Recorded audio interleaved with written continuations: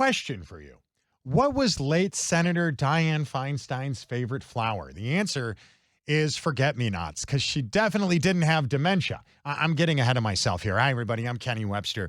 And I was just looking at the latest news of the late Senator Dianne Feinstein, who passed away right before the weekend. And a lot has happened with her death since then. And I feel like as quickly as the news cycle moves, there's a lot of details here about her death and her relationship with her late husband that maybe the media missed out on. So I'm happy to share some of it with you.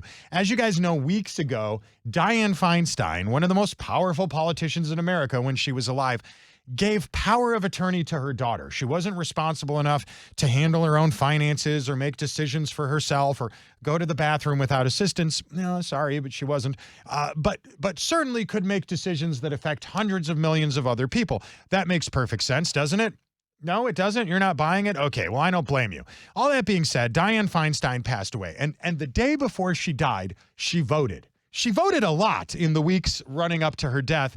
And that information is valid for many different reasons, most of which begs the question, did Dianne Feinstein die of dementia? Well, good news, the liberal media is here to let you know she most certainly did not. How do we know? Just ask them. That's why you could trust the LA Times. LA Times headline, Dianne Feinstein's cause of death hasn't been disclosed, but it likely wasn't dementia. Well, thanks for clearing that up for us, LA Times. We don't know how it died, but it wasn't this one very specific thing that you would all be suspicious about if that was what caused the death. Okay, LA Times, if you say so, we have to believe you. All right, so regardless, she is dead, and now that she's gone, a couple things have to happen. First, we've got to divide up her assets. Two, we got to figure out who's going to be taking over as the second senator in the state of California. Let's start off with the money thing.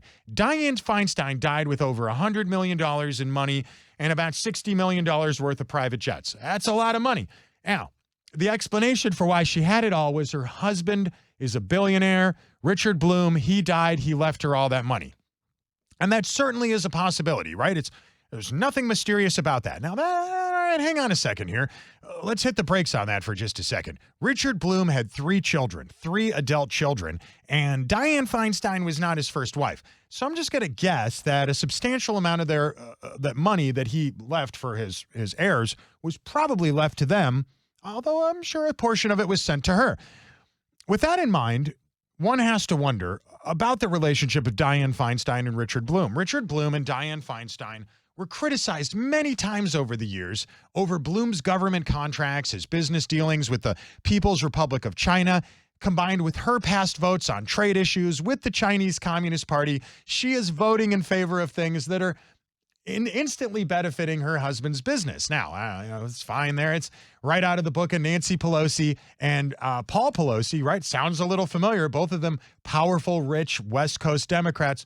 Nothing to see here, kids. Now, all that being said, Richard and Dianne were also criticized for having, listen to this, a 75% stake in a contractor known as Tudor Perini, and they received assets and military contracts for places like Iraq and Afghanistan, and I'm sure the military-industrial complex has never had any shady relationships with a powerful Democrat senator, so why would we think they did with Dianne Feinstein? And don't forget about this one.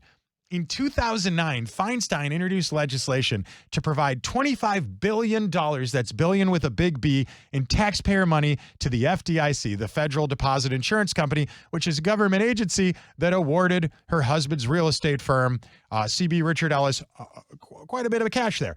So one might wonder, if she did in fact get $160 million and it was just from her husband, and that's the explanation, that explanation in and of itself reeks of suspicious behavior. Moving along. Who's going to replace Dianne Feinstein? Meet LaFonza Butler. LaFonza Butler is everything that the Democrats wanted her to be. She's black. She's a lesbian. She loves abortion, and that's about it, right? I always wonder why lesbians care so much about abortion. It's not like it's going to affect them. Now, there's one thing about LaFonza Butler that's very interesting. She's not from California. If you look at the numbers here from California, what are there, like 40 million people there? And, they say about 12 to 13% of the populace is supposed to be black. Probably not quite that much in California, but that's fine.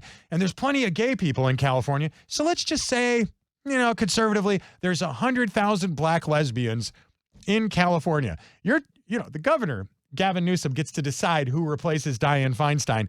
This woman comes from Baltimore. She's from a group called Emily's List. Emily's List is a bunch of Democratic women that love abortion. You're telling me in this entire state filled with millions of people, you had to have a black person, you had to have a lesbian. That's fine. We get it. That's important to the Democrat Party. The marginalization is more important than merit.